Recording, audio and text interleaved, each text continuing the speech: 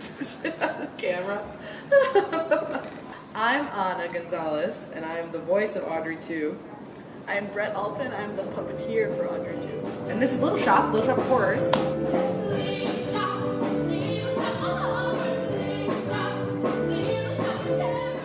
It's very difficult because we got the plan very last minute compared to how long the show had been in rehearsals.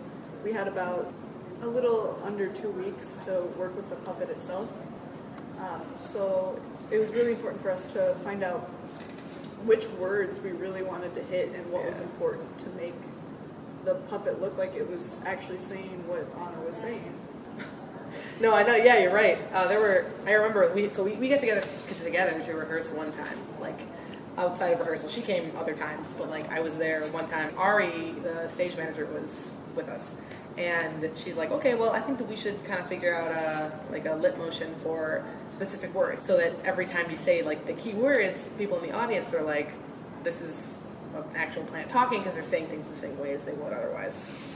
And so the key words were like "feed me" and Seymour and Audrey. Brette was at every rehearsal, which is like really, really cool because like even when she didn't necessarily need to be there, she was always there, which was, I don't know, I talk about that a lot. But yeah, and I was there and I got to do the voice every time because I didn't need the plant to be there for the voice.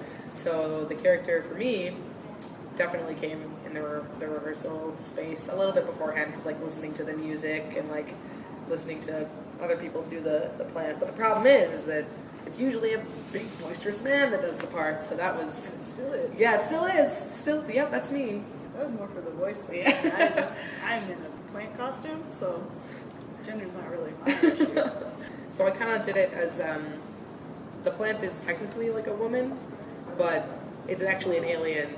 So it doesn't really know how to be a woman. It kind of just is an alien, and through media, through airwaves, whatever you get in space, I don't know, it got this idea of what a woman should be, which is like this kind of like sort of over-sexualized, like manipulative kind of thing, because I think she sort of appears to whoever she lands with as what they would want to see, and but you can clearly tell that there's something wrong. Like this is. So the puppets for Little Shop of Horrors, there are 4 of them. The first one that I do is a little hand puppet, and it's basically just a sock in a can, and there are 2 rubber bands that I pull on to open and close the mouth. The hardest part about the smallest puppet, which is my hardest puppet, is that I have to sit inside of a closed box. So it's actually the only puppet that I can't see anything for. I can see the puppet being placed on top, and as soon as it's placed on, I get my hand inside. And then the cues that we do are taken off of Seymour's voice. So I think he says, "Ouch, damn roses, damn thorns," and on damn thorns, I know to open the mouth. You opened up. When did you do that? I think the idea is that the rubber bands give you a little more security when you do put your hand inside.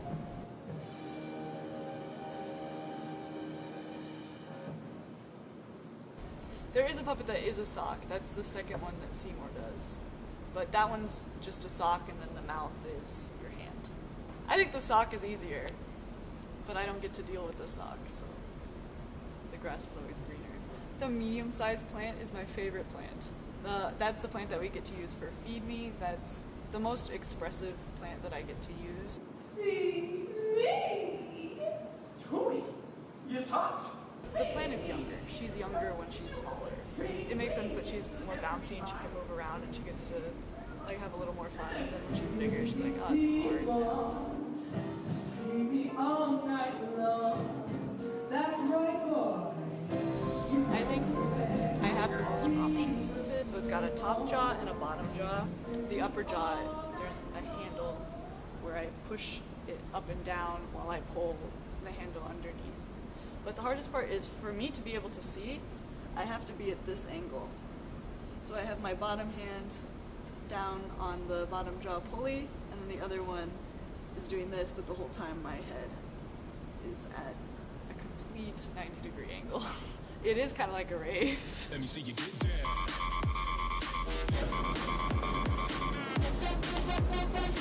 Yeah, we don't do this in the show.